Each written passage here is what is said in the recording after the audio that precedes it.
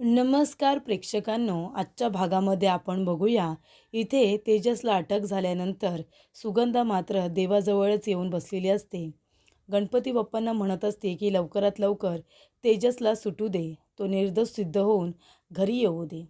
तेव्हा इकडे आता काका येतात आणि म्हणत असतात की सुगंधा, अगं त्या देवाला तरी सोड.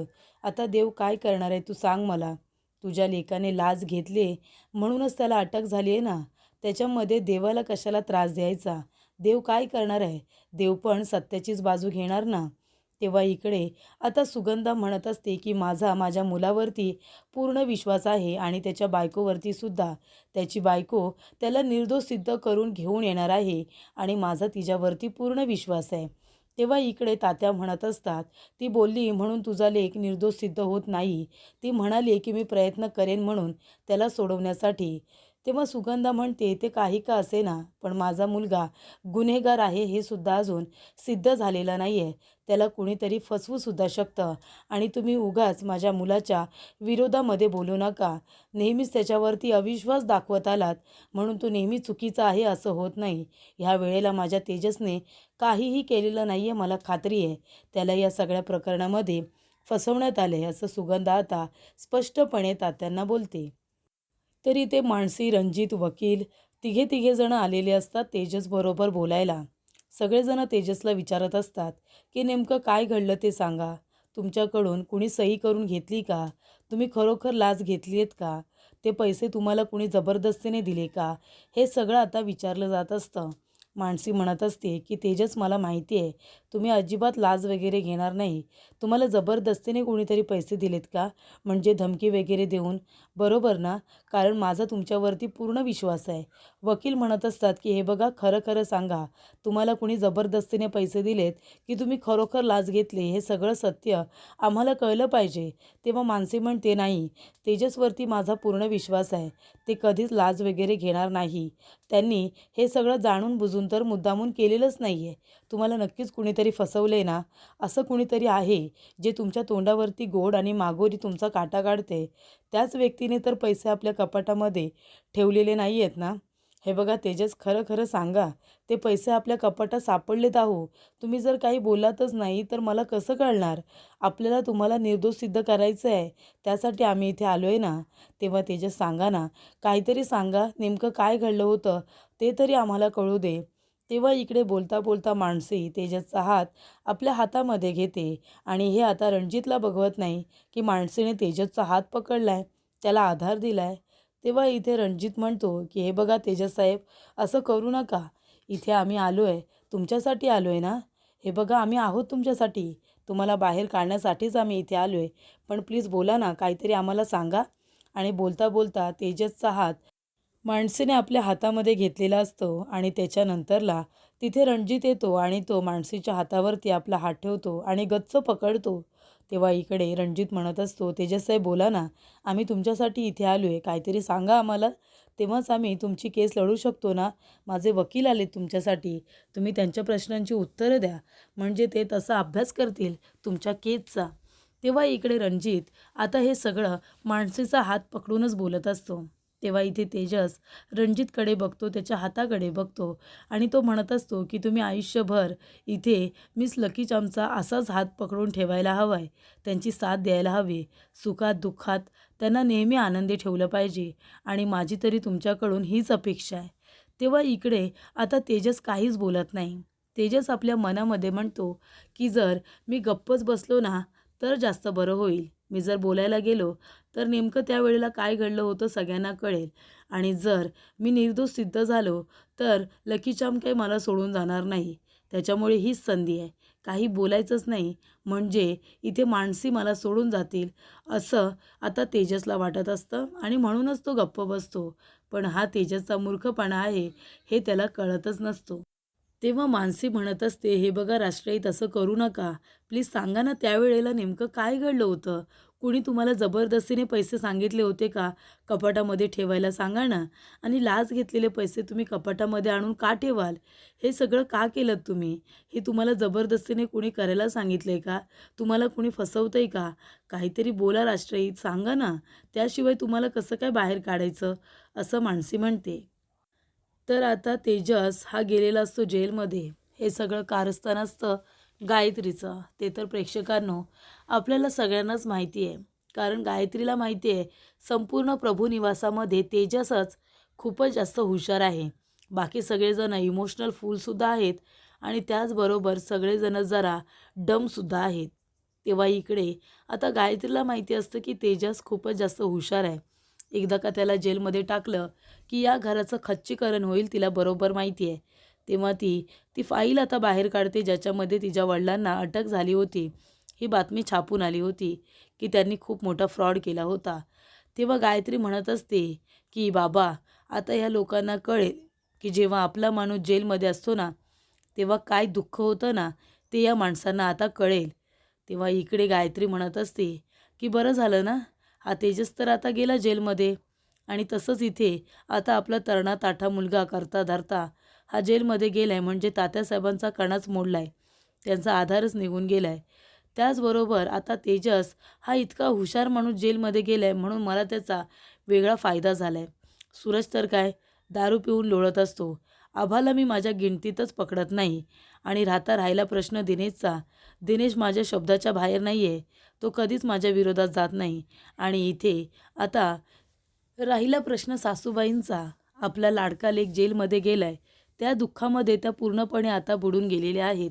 त्यांना तर काही आता बोलायलाच नको. त्याच्यामुळे आता फक्त उरली ती मानसी. मानसीला आता काही करून या घरातून हकलून द्यायला हवंय. एकदा का ती या घरातून गेली की माझा रस्ता मोकळा. तेव्हा इकडे मानसी म्हणत असते राष्ट्रहित बोला ना.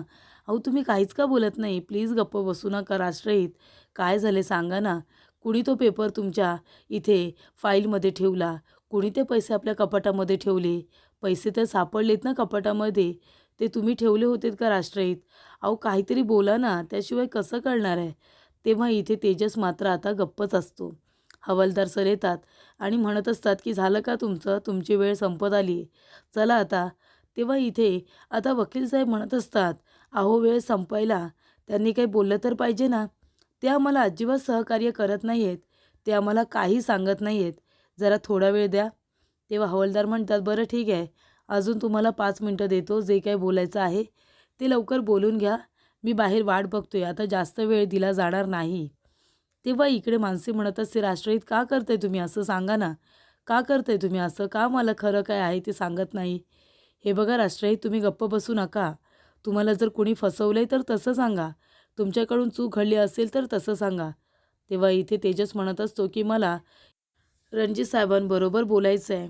तेव्हा इथे मानसीला आश्चर्य वाटतं की माझ्याजवळ बोलायचं नाही आहे आणि रणजितबरोबर बोलायचं आहे. ती म्हणते राष्ट्रहित काय बोलायचं आहे?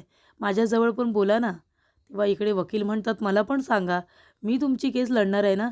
मला पण कळलं पाहिजे की तुम्ही नक्की काय विचार करताय. तुम्हाला काय बोलायचं आहे म्हणजे कोर्टामध्ये मला मुद्दे तरी मांडता येतील. तेव्हा इकडे तेजस म्हणत असतो की मला फक्त रणजितरावांबरोबर बोलायचं आहे. बाकी कुणाबरोबरच नाही. आणि हे बघा मला जे काही त्यांच्याशी बोलायचं आहे त्याचा आणि या केसचा काही संबंध नाही आहे आणि त्याचा तुम्हाला केसमध्ये फायदासुद्धा होणार नाही. त्याच्यामुळे मला फक्त आता रणजित यांच्याबरोबरच बोलायचं आहे. तेव्हा मानसी म्हणते राष्ट्रहित असं का करताय तुम्ही? अहो तुम्ही मला सांगा ना. मला पण प्रयत्न करायचे आहेत ना तुम्हाला बाहेर काढण्यासाठी. मग तुम्ही जर माझ्याशी बोलातच नाही तर मला कसं कळणार आहे?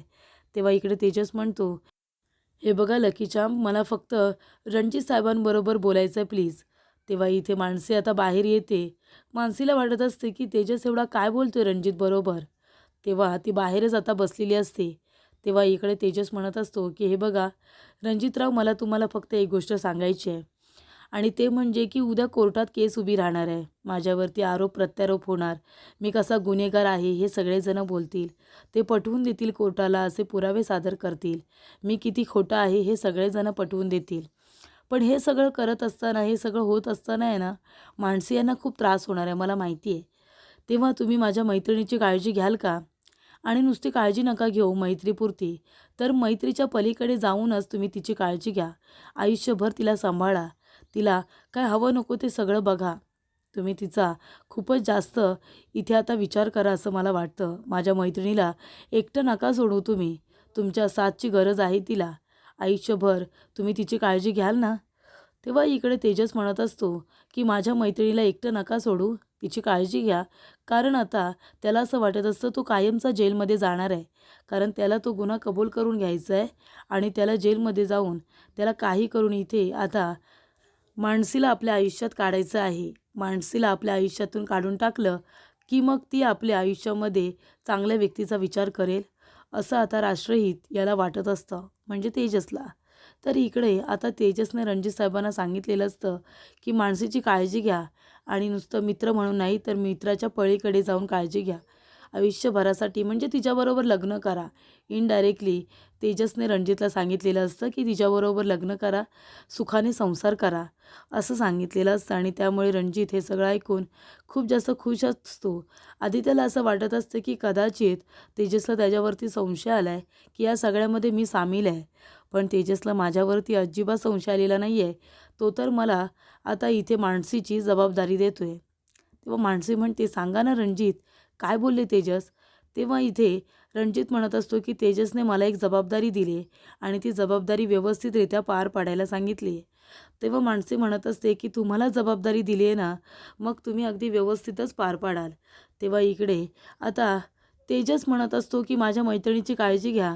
रणजितला तर आयतं कोलीतच हातामध्ये दिलेलं असतं. मानसी जायला निघत असते. तेव्हा रणजित म्हणतो, चला मी तुम्हाला ड्रॉप करतो. तेव्हा इकडे मानसी म्हणत असते की आधीच तुम्ही आमच्यासाठी खूप काही केलं आहे, आता काही करायची गरज नाही आहे. मी जाईन माझी, तुम्ही नका माझी काळजी करू. तेव्हा इथे रणजितबरोबर जाण्यासाठी मानसीने पूर्णपणे नकार दिलेला असतो. प्रेक्षकांनो, आपण बघितलं ना, इथे आपण ज्या व्यक्तीला एकदम खाली खेचण्याचा प्रयत्न करू ना, त्या व्यक्तीचा अपमान करण्याचा प्रयत्न करू, पण ती व्यक्ती आहे ना आपल्या कर्तृत्वातून, आपल्या वागण्या बोलण्यातून सातत्याने वरती येत असते. तिचं नाव लौकिक वाढत असते. तसंच काहीसं आता रणजितच्या बाबतीत होणार आहे. रणजितला असं वाटतंय की आता सगळं काही व्यवस्थित आहे. पण जेव्हा मानसी तेजसला निर्दोष सिद्ध करेल ना, ते सुद्धा पुराव्यानिशीत, तेव्हा गायत्री आणि रणजित दोघेही तोंडावरती पडलेले असतात. तर इथे रणजित खूप खुश असतो, कारण तेजसने त्याला जबाबदारी दिलेली असते की मानसीवरती तुम्ही लक्ष ठेवायचं, तिला आनंदात ठेवायचं, त्यांची काळजी घ्यायची. तेव्हा इकडे आता गायत्री म्हणत असते, काय मग काय चाललंय तिथे, तेजसचं वागणं कसं आहे? तेव्हा इथे आता सगळेजण घरी दुःखी असतील असं रणजित विचारतो. तेव्हा गायत्री म्हणते की इथे घरी कुणीतरी गेले की काय, असे सगळेजण एकदम सुतात आहेत. पण तुम्ही मला तिथे सांगा की तेजस काय करतोय, मला ते जास्त ऐकण्यामध्ये इंटरेस्ट आहे. म्हणजे तेजस गयावया करतोय का, हातापाया पडतोय? तो म्हणतोय की मी काही नाही केले, मी लाज नाही घेतले, असं तो म्हणाला का? बरोबर ना, असंच म्हणाला असेल तो. तेव्हा इथे गायत्री म्हणत असते, पण त्याला म्हणावं की पैसे सापडलेत तुझ्या कपाटामध्ये, त्याच्यामुळे आता कुणी काहीही करू शकणार नाही आहे. तर इकडे आता मानसी तर प्रयत्न करतच असते की काहीतरी पुरावा मिळेल. पण इथे रणजित म्हणत असतो की नाही, मला त्यांच्याकडे बघून असं अजिबात वाटलं नाही. म्हणजे मी त्यांच्याजवळ जेव्हा बोलत होतो ना, तेव्हा मला असं वाटलं की त्यांना स्वतःहून बाहेर यायचंच नाही आहे. कारण ते वकिलांनासुद्धा कॉपरेट करत नाही आणि आम्हालासुद्धा. त्यांना या केसमध्ये अडकायचं आहे स्वतःहून, असं आता सगळं इथे रणजित सांगत असतो. तेव्हा तो म्हणतो की त्यांना स्वतःहूनच सुटायचं नाही आहे, या केसमध्ये अडकायचं आहे त्यांना. तेव्हा इथे गायत्री म्हणते, हे कसं शक्य आहे? नाही, तुम्हाला माहिती आहे ना, तेजस अजिबात सुटता कामा नये. काही झालं तरी हा तोच तेजस आहे ज्याने तुम्हाला बाजूला करून मानसीबरोबर लग्न केलं होतं. हा तोच तेजस आहे ज्याने तुम्हाला त्याच्या आयुष्यातून काढून टाकले आणि तुमच्याबरोबर मैत्री असताना देखील मानसीबरोबर लग्न केलं आहे. त्याला नोकरी कुठेही मिळत नव्हती, तरीसुद्धा परीक्षा देऊन त्याने सरकारी नोकरी मिळवली. जेव्हा ह्या तेजसचे हातपाय तोंड चालत नाही ना, तेव्हा त्याचा फक्त मेंदू चालत असतो आणि चालत नसतो तर नुसता धावत असतो.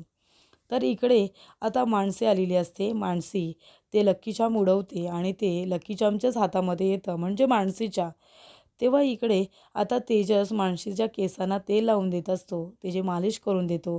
तेव्हा इकडे आता सुगंधा बसलेली असते दारामध्ये तांब्या उलट्या करून, जेणेकरून कुठलंही संकट असेल तर ते निघून जाईल. तेव्हा इथे आता मानसी रडतच आलेली असते. मानसी म्हणत असते की मावशी, आणि ती सुगंधाजवळ धावत पळत येते आणि तिच्या डोक्यावरून हात फिरवते आणि म्हणत असते की हे काय करतेस तू मावशी, अगं तू उठ ना. तेव्हा इकडे अशी दारामध्येच का बसलीस तू? तेव्हा इथे सुगंधा म्हणत असते, तरणाताठा पोरगा जेलमध्ये गेल्यानंतर घरामध्ये सुखाने तरी कशी बसू, मला नाही ते बघवणार आहे. तेव्हा माझा मुलगा कुठे आहे, सांग ना मानसी, कुठे आहे माझा मुलगा? तेव्हा इकडे मानसी आता तिच्या डोक्यावरून हात फिरवते, तिला प्रेमाने सांगते की एवढा त्रास करून घेऊ नका, खरंच नका त्रास करून घेऊ. तेव्हा इकडे आता ती बाहेर येते आणि म्हणते, कुठे आहे माझा लेक, कुठे आहे माझा, सांगा ना, माझा तेजस कुठे आहे? माझ्या तेजसनी काही केलेलं नाही आहे, मी सांगते ना. तो प्रामाणिक आहे गं, तो असा लोकांजवळ बोलतो, त्यांना फसवतं असं वाटतं, पण तो सत्याची बाजू घेतो. तो नेहमी सत्याची साथ देतो. जिथे चुकीचं घडतंय तिथे तो अजिबात लक्ष देत नाही. तेव्हा मानसी म्हणते, मला माहिती आहे मावशी, मला सगळं माहिती आहे. माझा राष्ट्रहितांवर पूर्ण विश्वास आहे. ते कधीही चुकीचे वागू शकत नाही आणि त्यांना मी बाहेर काढल्याशिवाय स्वस्थ नाही बसणार. मी तुम्हाला सांगितलं ना, मी तात्यांना वचन दिलं आहे आणि तुम्हाला चांगलंच माहिती आहे, एकदा की मी कुठल्या व्यक्तीला वचन दिला की आयुष्यभर मी ती साथ सोडत नाही. आणि आतासुद्धा मी तेच केलं आहे. मी राष्ट्रहितांना सोडण्यासाठी मी इथे आलेले नाहीच आहे. मला त्यांच्याबरोबर राहायचं आहे. त्यांच्या बरोबरीने सुखाचा संसार करायचा आहे, बाकी काही नाही. तेव्हा इकडे आता सुगंधा म्हणत असते, मानसी, तू माझ्या तेजसला सोडून आणशील ना गं, सांग ना, माझा तेजस सुटेल ना. तेव्हा इकडे आता मानसी म्हणत असते, मावशी नका ना रडू, नका काळजी करू. तेजसला काहीसुद्धा होणार नाही आहे. तेजस नक्की सुटणार आहे. आपण आहोत ना सगळेजण त्यांच्या पाठीशी. आणि तुम्ही रडू नका बरं. जेव्हा तेजसला कळेल की तुम्ही इतक्या रडताय, तेव्हा त्यांना किती वाईट वाटेल सांगा बरं. बरं तुम्ही जेवलात का? सुगंधा म्हणते, माझा मुलगा जेलमध्ये असताना माझ्या तोंडून कसा काय घास खाली उतरणार आहे घशातून. तेव्हा मानसी म्हणते, नाही या, अजिबात असा विचार करायचा नाही. हे बघा, तुम्ही कशाला इथे रडत बसताय? तुम्ही जेवलं नाहीत ना, तर सगळ्यात जास्त त्रास आहे ना तो तेजसला होईल. तेव्हा तुम्ही आता जेवून घ्यायला चला, मी तुम्हाला जेवण वाढते.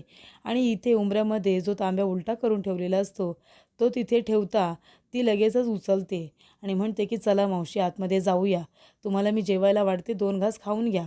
तर इकडे गायत्री म्हणत असते, काही झालं ना तरीसुद्धा तेजसला माफ नाही करायचं, आत्ताच सांगते. तेव्हा इथे सूरज दारापाशी आलेला असतो आणि तो तिथेच उभा असतो. तेव्हा इकडे गायत्री म्हणत असते, काय काम होतं? तेव्हा इथे सूरज म्हणत असतो की वहिनी, गेल्या वेळेला तू मला सोडवलं होतंस ना, मग ह्या वेळेला तू तेजसला सुद्धा सोडव ना. प्लीज प्लीज वहिनी, मी तुला हवं तर रिक्वेस्ट करतो, तुझ्या पाया पडतो, पण तेजसला सोडव ना वहिनी. त्याने खरंच काही नाही केले गं वहिनी, प्लीज सोडव ना तू त्याला. तेव्हा इकडे आता गायत्री म्हणत असते की सूरज, त्याला मी नाही रे सोडवू शकत, सांग ना. त्याने एवढी मोठी लाच घेतली, कपाटामध्ये पैसे सापडलेत. तेव्हा सूरज म्हणतो, वहिनी, अगं आपण मान्य करूया की त्याने लाच घेतली. तो खूप हुशार आहे, स्मार्ट आहे, आपल्याला माहिती आहे सगळ्यांना. मग त्याने जर लाच घेतली तर कुठला माणूस लाच घेतल्यानंतर कपाटामध्ये एवढ्या समोरच पैसे ठेवेल, सांग ना. तेव्हा इथे गायत्री आता तोंडावरती पडलेली असते. गायत्रीचा कच्चा चिठ्ठा आता इथे सूरज आणण्याचा प्रयत्न करत असतो. तो म्हणत असतो, या सगळ्यामध्ये आहे ना मानसीची पण काही चूक नाही आहे आणि त्याचबरोबर तेजसची सुद्धा. तेव्हा गायत्री वहिनी, जे काही झालं ना ते सगळं आता इथे बंद व्हायला हवं आणि मी तुला ना रिक्वेस्ट करतो, तू प्लीज काहीतरी कर आणि तेजसला लवकरात लवकर सोडून घेऊन ये. तेव्हा इथे आता पैसेसुद्धा कोणी कपाटामध्ये लपवतं का, हे सगळे अगदी लॉजिकल प्रश्न त्याने विचारलेले असतात.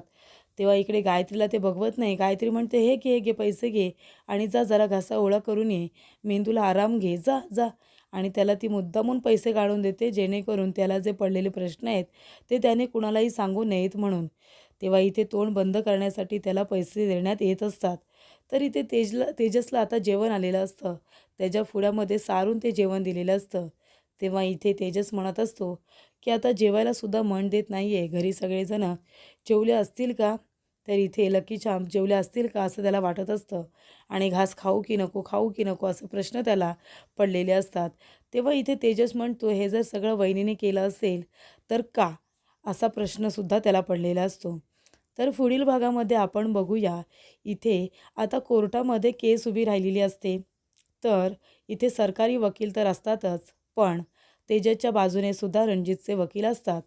तेव्हा सरकारी वकील म्हणत असतात की हे बघा जजसाहेब, या फाईलवरती तेजसची सही आहे आणि त्यांच्या कपाटामध्ये पैसेसुद्धा सापडलेत. त्याच्यावरून त्यांनी हा गुन्हा केला आहे हे सिद्ध होतं. तेव्हा इकडे तेजस गप्पच बसतो. तो स्वतःला अजिबात डिफेंड करत नाही.